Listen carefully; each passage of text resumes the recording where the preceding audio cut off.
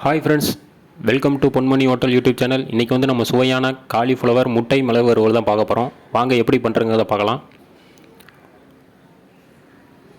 Oil சேர்த்துக்கலாம். கடுகு சேர்த்துக்கலாம். சீரகம், பச்சை மிளகா, பூண்டு ஒரு 4 பல்லு பூண்டு, பச்சை மிளகா ஒரே ஒரு பச்சை மிளகா சேர்த்துருக்கோம். வெங்காயம் சேர்த்துக்கலாம், ஒரே ஒரு பெரிய வெங்காயம் சேர்த்துட்டு நல்லா வதக்கிடலாம். இதுக்கு வந்து பச்சை மிளகா பார்த்திங்கன்னா கம்மியாக தான் சேர்க்கணும். ஏன்னா நம்ம வந்து ஃபுல் அண்ட் ஃபுல்லு மிளகு வறுவல் தான் பண்ண போகிறோம். அதனால் மிளகு பொடி தான் அதிகமாக சேர்க்கணும்.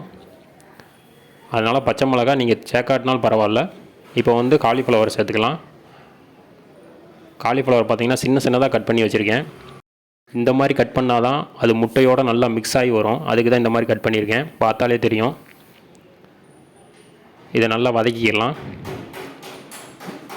நல்லா வதங்கி வரட்டும். இதுக்கு மசாலான்னு பார்த்தீங்கன்னா மஞ்சள் பொடி மட்டும்தான் சேர்க்க போகிறோம். வேறு எந்த மசாலாவும் கிடையாது.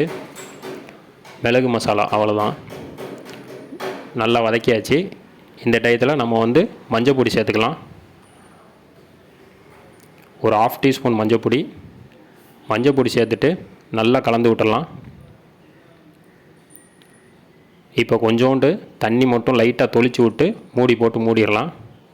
ஒரு 3 நிமிஷத்துக்கு நல்லா வெந்து வரட்டும். ஒரு 3 நிமிஷம் கழித்து திறந்து பார்க்கலாம். நல்லா வெந்து வந்துச்சு, பார்த்தாலே தெரியுது.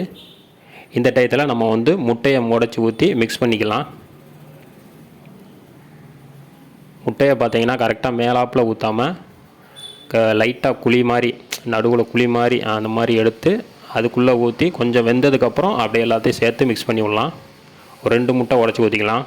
முட்டை எவ்வளோக்கெவ்வளோ அதிகமாக ஊற்றுறீங்களோ அது தவிர டேஸ்ட்டு வந்து நல்லா சூப்பராக இருக்கும்.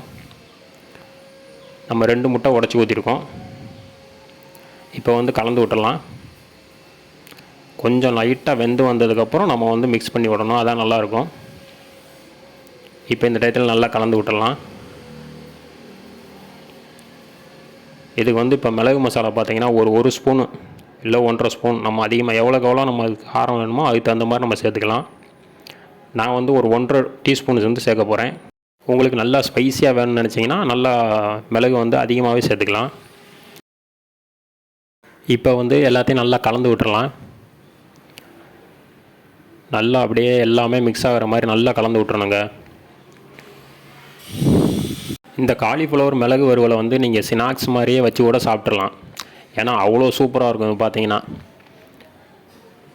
பார்த்தீங்கன்னா எல்லாம் நல்லா கலந்து விட்டாச்சு. சூப்பராக ரெடி ஆயிடுச்சு, பார்த்தாலே தெரியுது.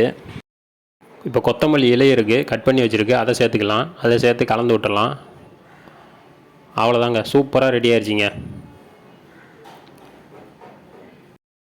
இந்த மாதிரி ரெசிபி ஃபுல்லாக பார்த்தீங்கன்னா ஈஸியாக பண்ணி முடிச்சிடலாம். பார்த்தீங்கன்னா ஒரு 10 மினிட்ஸ் தான் இதுக்கெல்லாம் டைமிங்கு.